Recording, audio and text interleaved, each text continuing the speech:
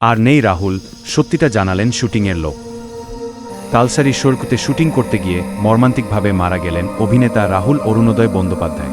গতকাল রোববার পশ্চিমবঙ্গের দীঘাসংলগ্ন তালসারি সমুদ্র সৈকতে একটি ধারাবাহিকের শুটিং চলাকালে এ দুর্ঘটনা ঘটে। তার বয়স হয়েছিল ৪৩ বছর।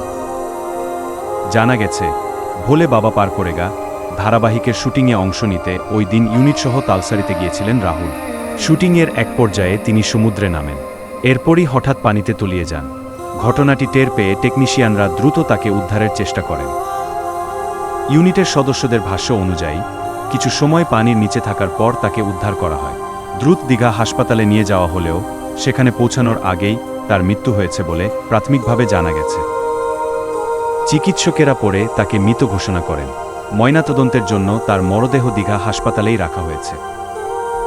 ধারাবাহিকটিতে রাহুলের সহ-অভিনেতা ভাস্কর বন্দ্যোপাধ্যায় জানান, শুটিং শেষ হওয়ার পর এ দুর্ঘটনা ঘটে। তিনি বলেন, আমরা শুটিং শেষ করে মধ্যাহ্নভোজে গিয়েছিলাম।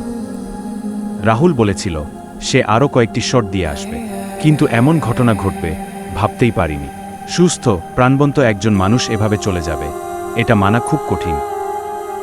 শিল্পী ফোরামের পক্ষ থেকে অভিনেতা দিগন্ত বাগচি জানান, শুটিং শেষ হওয়ার পরই রাহুল পানিতে নামেন। তার কথায় সম্ভবত রাহুল সাঁতার জানতেন না, অথবা রাহুলের পা আটকে যায় বালুতে। হঠাৎই টেকনিশিয়ানরা চিৎকার করে জানান, রাহুলদা ডুবে যাচ্ছেন।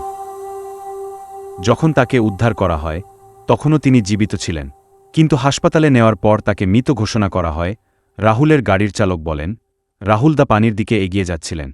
আমি বারবার বারণ করছিলাম, শোনেননি আমার কথা। ঘটনার সঠিক কারণ এখনও স্পষ্ট নয়। প্রাথমিকভাবে পানিতে ডুবে মৃত্যুর ঘটনাই সামনে আসছে, তবে ময়নাতদন্তের প্রতিবেদন এলে বিস্তারিত জানা যাবে। ১৯৮৩ সালের ১৬ অক্টোবর জন্ম নেওয়া রাহুল অরুণোদয় বন্দ্যোপাধ্যায় বাংলা চলচ্চিত্র ও টেলিভিশনের পরিচিত মুখ। ৪৫০টির বেশি নাটকে অভিনয় করেছেন তিনি। তার অভিনীত প্রথম সিনেমা চিরদিনই তুমি যে আমার বক্স অফিসে ব্যাপক সাফল্য পায়। এছাড়া জ্যাকপট, পরাণ যায় জলিয়ারে, কাগজের বউ, আকাশ অংশত মেঘলা সহ কয়েকটি জনপ্রিয় সিনেমায় অভিনয় করেছেন। ব্যক্তিজীবনে ২০১০ সালে অভিনেত্রী প্রিয়াঙ্কা সরকারকে বিয়ে করেন রাহুল। তাদের একটি পুত্র সন্তান রয়েছে। ২০১৭ সাল থেকে আলাদা থাকা শুরু করেন তারা, পরে বিচ্ছেদ হয়। সম্প্রতি সহযোগিতা নামে একটি পডকাস্ট শুরু করেছিলেন তিনি, যা দর্শক মহলে সাড়া ফেলেছিল। তালসারি সৈকতের শুটিং স্পটে এমন মর্মান্তিক দুর্ঘটনায় জনপ্রিয় এই অভিনেতার মৃত্যুতে শোকের ছায়া নেমে এসেছে পুরো বিনোদন অঙ্গনে।